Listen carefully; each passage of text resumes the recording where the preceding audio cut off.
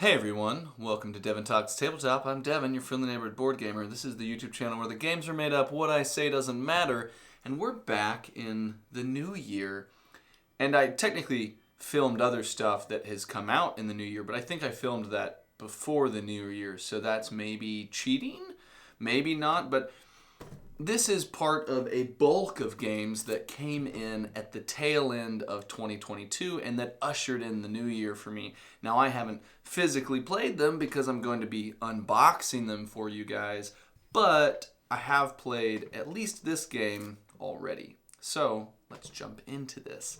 This is Oros, and Oros is from Aish Games. Aish Games is manned and operated by Brandt Brinkerhoff, and he is the designer of Oros. He's the designer, he's the graphic designer, he did everything. He is the magician who crafted this game from his mind. Now, I've played Oros before. I've played this game maybe 3.5 times. I think I was scheduled to do a fourth game at some point, but just didn't.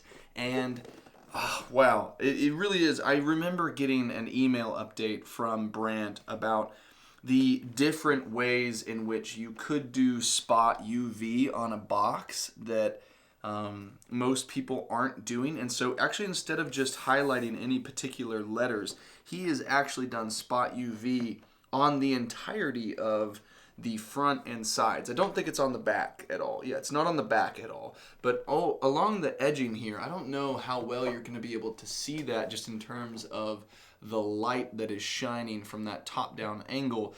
But there are like wavy patterned artwork all along the game that is just subtly in the background, so you can never not see it, but it's not so much that it really takes away from what you're seeing here. So this is Oros, this is Brandt Brinkerhoff's game, and this is the deluxe version of the game. So I think it was called the collector's edition of the game.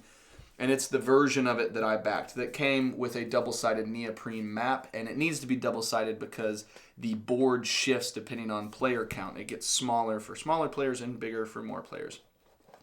You've got the nice rule book here. Now, as I said, Brandt did the design for this game. He did the graphic design for the board and for everything that's going on. So he really is a very talented individual who saved himself a lot of money in terms of not needing to hire stuff out, but definitely still spent a considerable amount of time as doing this, as a passion project, as something that he was able to achieve on his own. And Oros is really special. It's got a lot of clever things going on. And as you can see when I take off the rule book here, because I have thankfully started the overhead this time, you've got a lot of slots here in this empty organizer, and this is actually for all of the tiles. So if we take these two portions out, you'll see all of the cardboard that is here. And then we've got a nice little paper desiccant here. I kind of like these more than the gel packets because they take up so much less space. So, they take up enough, limited enough space that I don't even mind the idea of keeping them in the game, even though typically those are things I throw away. So we've got all of the punch board here. These are all the tiles that go with the game. And then you've got all of the player boards here, which is where you track both your horizons and your individual levels of growth that you get and the potential point scoring for monoliths, shrines, and temples. If I was to describe this game, it is very unique. It is something that you really haven't seen before. I think when most people think of tile laying games, they're going to think of stuff like Carcassonne and other games that have the construction of a map using tiles. And what's interesting here is you already technically have the map, or at least the base of the game, through the board that you're playing on top of. And what you have here actually are tiles. And I think in my review when I typed this up, because I both interviewed Brandt and then I also wrote up my thoughts on the game when I first played it back on Tabletopia when it was still coming to Kickstarter. It's more of a tile colliding game. You have these different values of 1s, 2s, and 3s, and 4s. And then you also have volcanoes that you can place on it. And what you're actually doing is kind of almost think of this game as a whirlpool, a large whirlpool. And within that is topographical islands, spits of land. And as you go around this whirlpool and as the land is getting shifted, they will occasionally collide. And when they collide, they create larger pieces of land and also further develop to create kind of like the tectonic plates piling into each other and shifting up to create mountains. And so you'll eventually get to the point where you'll have these mountains. And these mountains are very vital locations because that is where you can start to build your monoliths, your shrines, your temples, which stand as 1 and 2 and 3 layered pieces that you're stacking onto these mountain tiles. But to get those mountain tiles, which allow you to place those shrines, temples, and monoliths, you have to collide the land and build it up from small little island outgrowths or spurts of topography into more seismically grown pieces of land.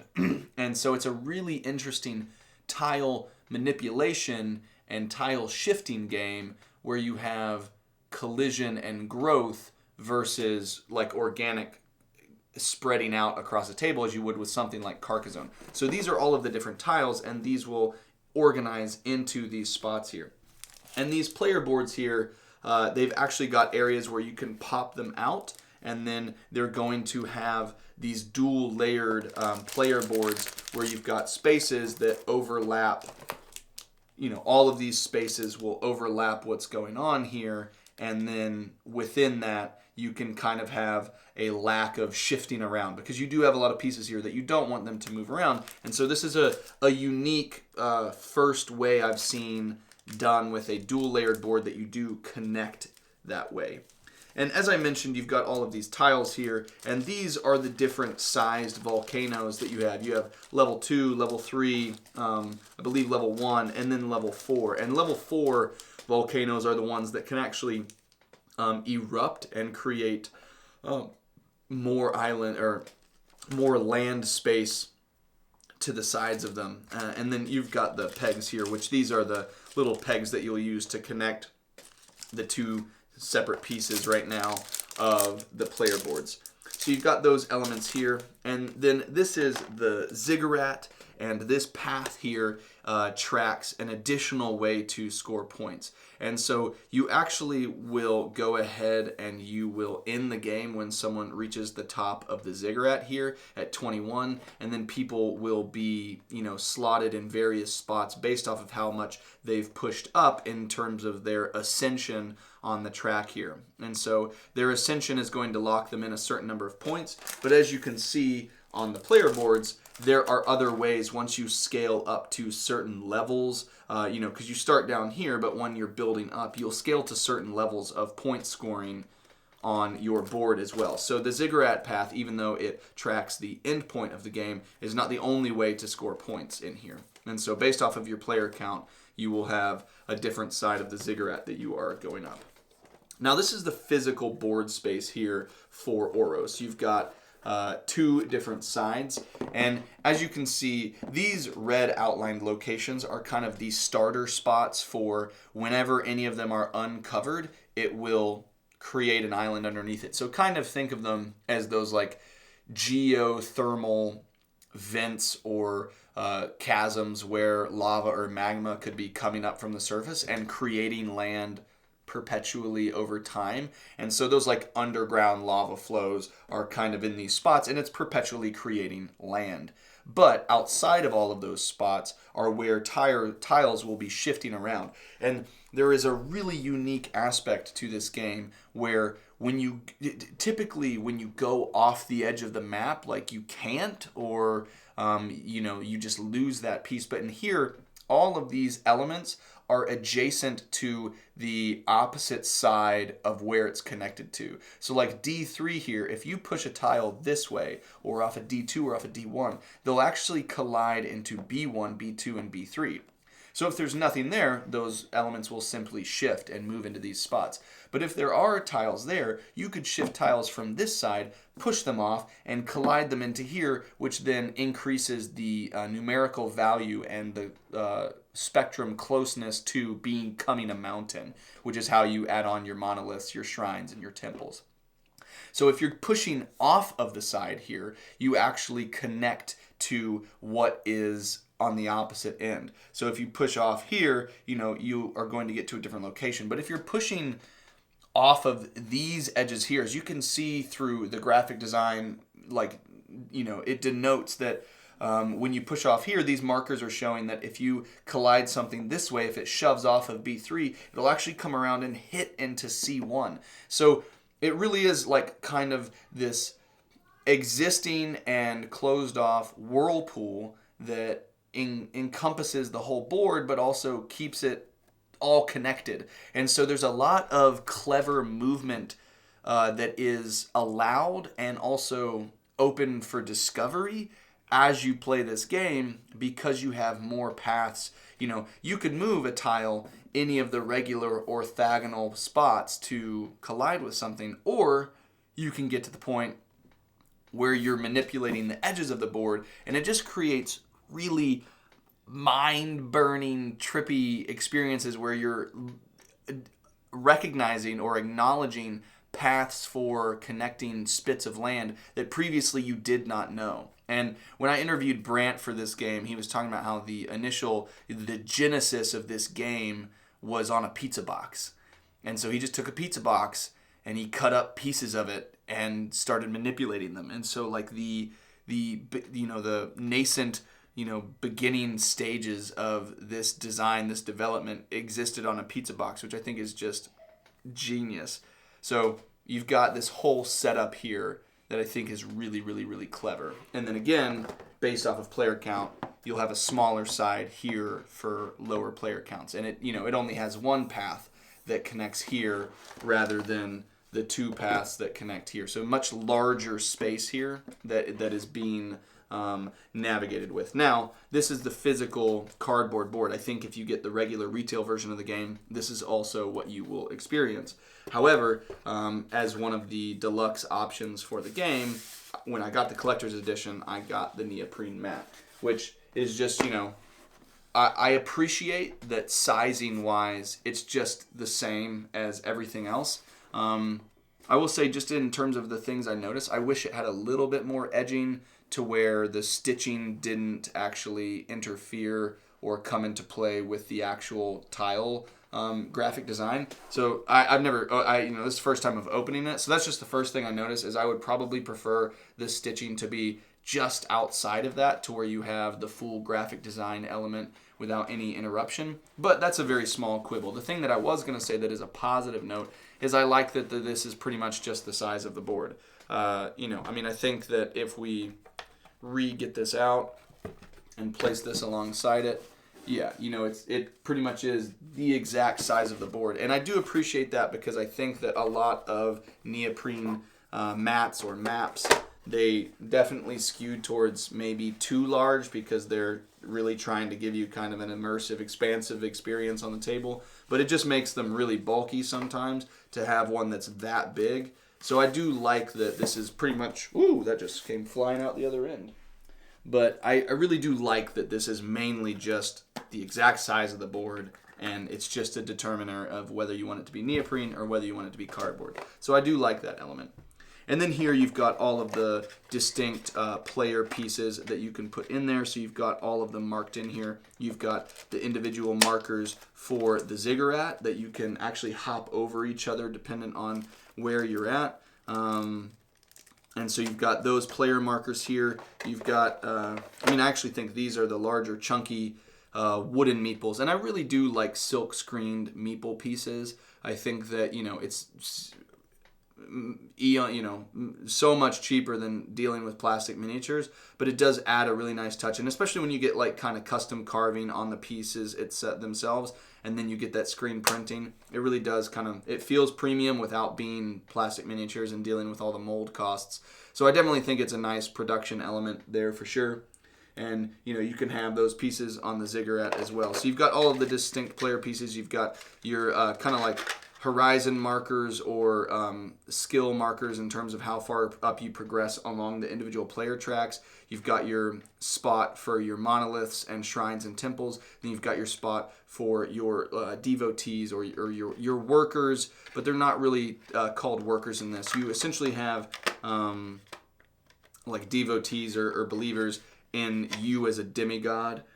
So that's kind of the world of this. These are spirits, and so these spirits are the ones that the workers are creating monoliths, shrines, and temples toward, and you direct them around the map. So you have all of the pieces here that fit there, and then it looks like these spots here can fit your cards. So very nicely organized there.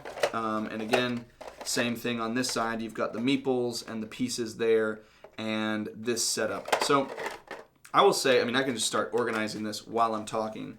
I definitely appreciate about this game that there is a remarkable amount of it really is a game of like discovery, and you can I guess I can just do this at this angle so that you can see what's going on. That is interesting. Those are not that's not the color I need. I need this color. I think what's clever about Oros is that there are levels to this game in terms of the amount of strategies that you can see. I also think that you can play the game completely differently every time. If I'm talking about this while I'm organizing, I'm going to set this up right here so you can at least see what I'm talking about. All of these are different ways that you can skill up or upgrade these elements, and these are your different actions that you can take. I think one thing that I like about Oros, and again, it's been a while since I've played, so like forgive me for not being as fluent in the mechanisms of the game as I definitely was whenever the game was coming to Kickstarter, because I was very, very familiar with it just given the frequency of plays that I had.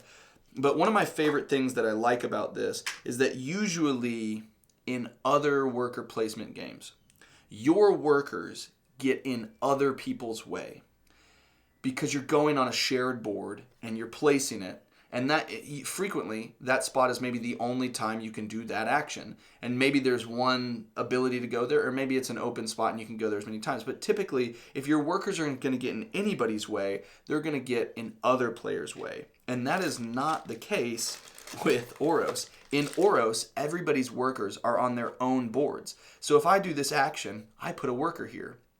Well, guess what? I've blocked myself out of that action. So if I ever want to do this action again, I need to move a worker from here to do another action. And so there is this really clever, it's this clever like procedural element to Oros where you're trying to make sure you can do the correct amount of actions on your own board and get out of your own way. So I just think it's so interesting to set that up, because it creates this element in which you're trying to deal with. I think this is how visually it looks like that's how that's done. Yeah, you're trying to figure out how to be your own, how to not be your own worst enemy. Because if you're not paying attention to how you're pathing things, you're actually creating a lot of blockades, not for other players, but for yourself. And that is something that I think is really interesting. It's a really interesting element in this game for sure.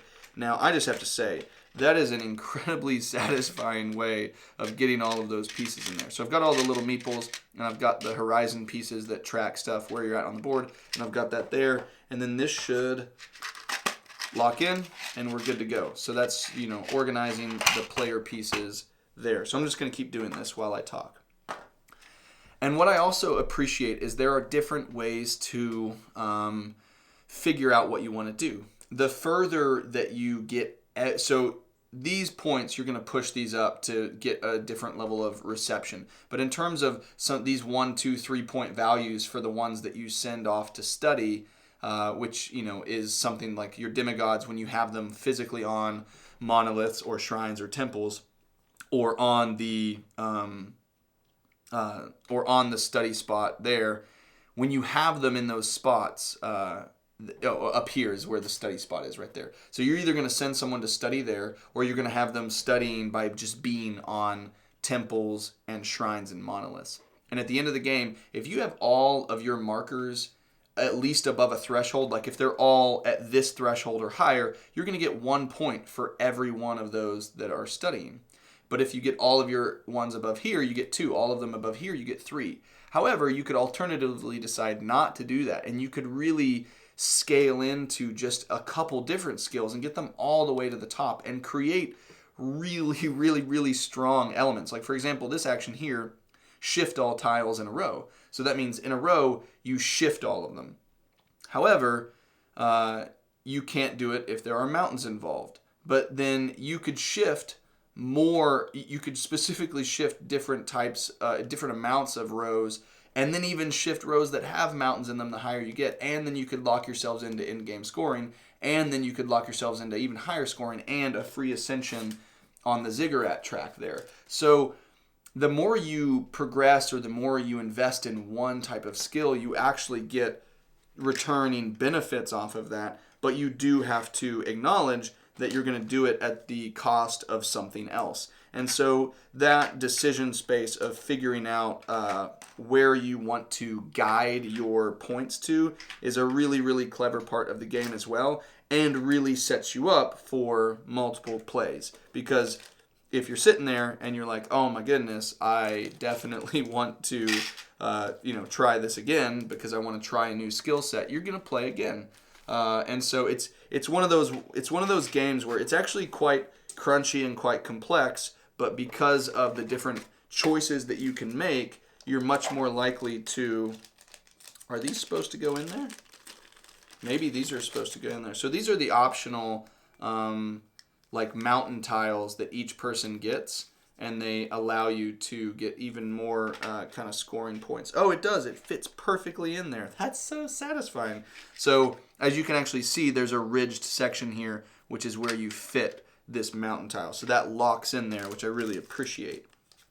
Excellent storage decision making there, Brandt. I approve. I approve. So this is another one that is done. So we can go ahead and get blue done there and green done there. Though I am going to get blues. Oh dear. Blue's mountain tile is going to slot in right there though. So we are at least going to get that part done. Okay. And then we can move on to doing more of these organizers while I talk. And then over here is, so you can invest in your skills or your actions, but you can also invest in the amount of points that you get on monoliths, shrines, and temples. Here's the cool part about that also creates player in interaction in a way that is really satisfying, is when you're on a certain tile. So let me just pop this out. No, I need to pop out a mountain.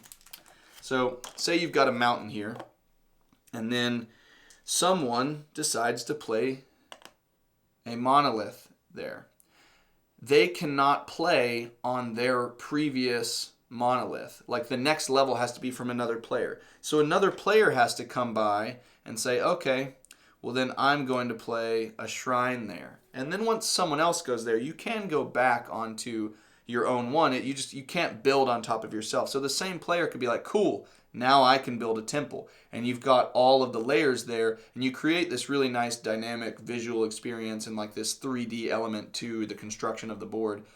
And all of these are going to get you points. But say you have actually invested a lot in monoliths, it may not be up to your investment to spend time getting temples out there. You might want to just go make sure that you have got monoliths out all over the board. And so that is kind of part of the decision making, is do you want to focus on monoliths? Do you want to focus on shrines? Or do you want to focus on temples? And that is part of the decision making process, and also part of the leveling up process in terms of figuring out what makes the most sense for you to go after.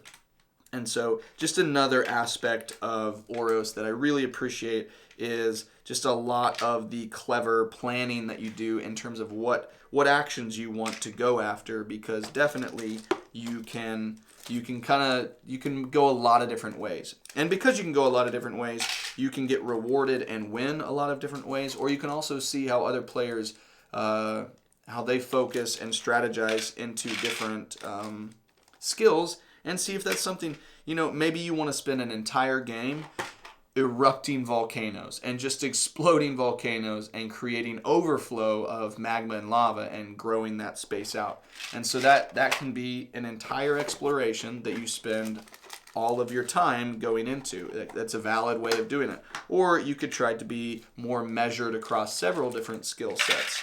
But no matter what you do, it's both fun to invest in one or two things, and it's also fun to explore a combination of all of them. And so it really comes down to the style of play that you want to explore in any given game, and also across different games.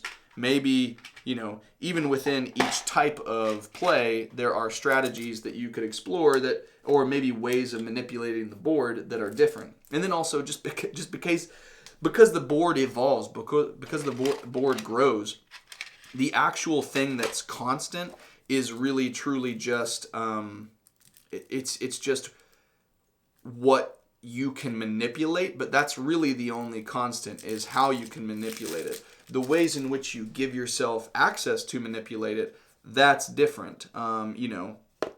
That's just completely unique. So these cards that I'm putting in here, these are all the Autonoma cards, because you can actually run these different demigods as automas. And so if you have lower player counts, you can scale up to higher player counts simply by having the automa run. And they run quite smoothly, so that works really well. So as you can see, I'm able to store those automa cards underneath. I've got the different matching demigod colors there, and so all of this is going to stack on top of that. I just think this is a really clever game. It's well designed. It's got a lot of different disparate pieces that are open for exploration and then are open for combination and seeing how the different elements come together. So you've got all of these choices, all of these ways to build out this land, and it really does do a lot of justice to the design. So it's come a long way from a pizza box. It has come a long way from a pizza box. So I'm always thoroughly impressed whenever I think of my time playing this game and think of how far that Brandt has gone. Brandt has come an enormously long way from his humble beginnings with a pizza box and has created a really unique game. And when I play a lot of games just doing content, I normally think of other games while I'm playing them. I'm like, oh, this reminds me of this. This reminds me of this. This reminds me of this. And so I kind of see pieces of other games in each thing that I cover. I don't feel that way about Oros. This feels really unique to me. I don't think of other games while I'm playing Oros. I just think about Oros because it feels kind of like a breath of fresh air in terms of the innovation of it. And I'm a fan. So I'm not going to bore you with me picking out all of these tile pieces. But for now, if you have any more questions, let me know. If you've got this game and you've played it, curious what you think. And if you haven't got this game, is it one that you think would interest you? So appreciate all of you guys. I hope you have a good one, and I'll talk to you next time.